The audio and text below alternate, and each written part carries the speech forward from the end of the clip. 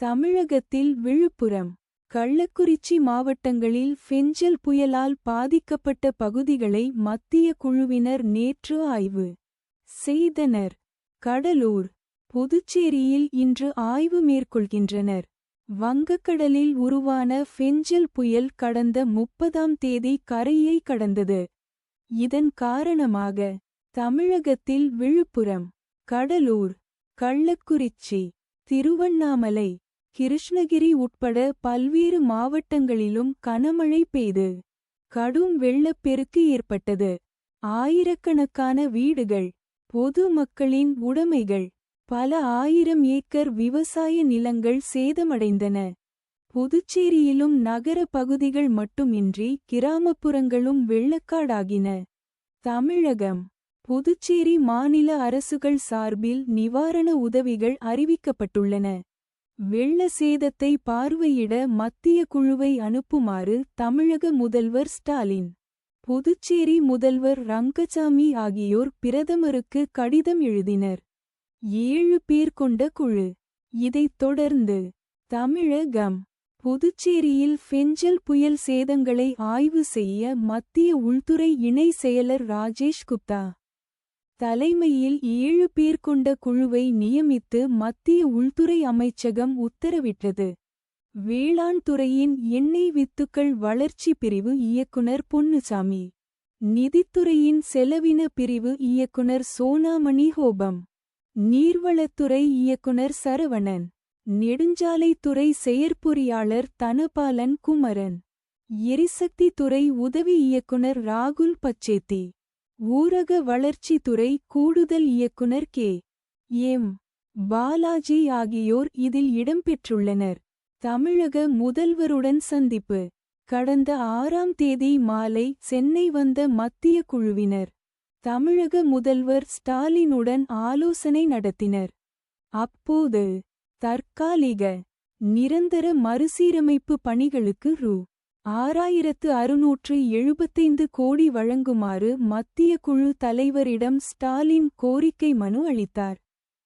இந்நிலையில் விழுப்புரம், கள்ளக்குறிச்சி மாவட்டங்களில் வெள்ள பாதிப்புகளை மத்திய குழுவினர் நேற்று ஆய்வு செய்தனர்.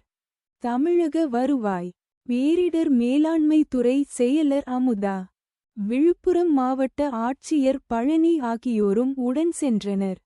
வெள்ளத்தால் பாதிக்கப்பட்ட விக்கிரவாண்டி வேளாண் ஒழுங்குமுறை விற்பனைக்கூட கட்டிடத்தையும் அங்கு வைக்கப்பட்டு சேதமடைந்திருந்த விளைபொருட்களையும் பார்வையிட்டனர். ஐயங்கோயில்பட்டு அருகே சேதமடைந்த பம்பை ஆற்றை பார்வையிட்டனர். பிறகு விழுப்புரம் ஆட்சியர் அலுவலகத்தில் அனைத்து துறை அரசு அதிகாரிகள் உடனான ஆய்வுக் கூட்டத்தில் கலந்து கொண்டு சேத விவரங்களை கேட்டறிந்தனர். பின்னர் குழு தலைவர் ராஜேஷ் குப்தா தலைமையில் 3 பேர் கொண்ட குழுவினர் இருவேல்பட்டு, அரசூர், திருவெண்ணெய்நல்லூர், சிறுமதுரை, கூரானூர் கிராமங்களிலும், வேளாண் துறை இயக்குனர் பொன்னுசாமி தலைமையில் 4 பேர் கொண்ட மற்றொரு குழுவினர் வயலாமூர், சென்னகுணம், கருங்காலிப்பட்டு, ஆயந்தூர், நெற்குணம், அரகண்டநல்லூரிலும் ஆய்வு செய்தனர். பின்னர் கள்ளக்குறிச்சி மாவட்டத்தில் மத்திய குழுவினர் ஆய்வு மேற்கொண்டனர்.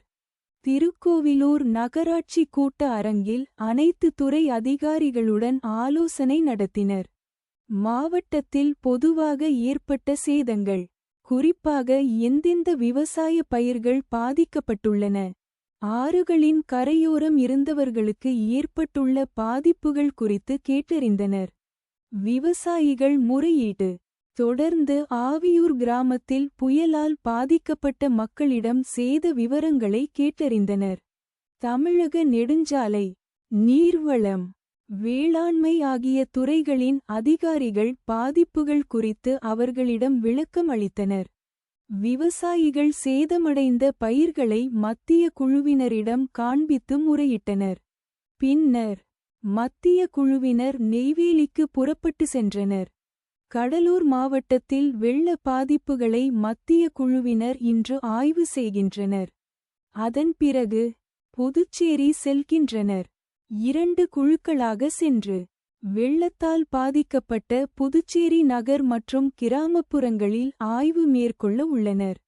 புதுச்சேரி உழவர்கரை வட்டங்களுக்கு உட்பட்ட பகுதிகளில் இன்றும் வில்லியனூர், பாகூர் கொம்யூன் பகுதிகளில் நாளையும் மத்திய குழுவினர் ஆய்வு மேற்கொள்ள இருக்கின்றனர். இதைத் தொடர்ந்து புதுச்சேரி துணைநிலை ஆளுநர் கைலாஷ்நாதன், முதல்வர் ரங்கசாமி ஆகியோரை சந்திக்க மத்திய குழுவினர் திட்டமிட்டுள்ளனர். ஆய்வறிக்கையை ஓரிரு நாளில் மத்திய அரசிடம் இக்குழுவினர் வழங்குவார்கள் என தெரிகிறது.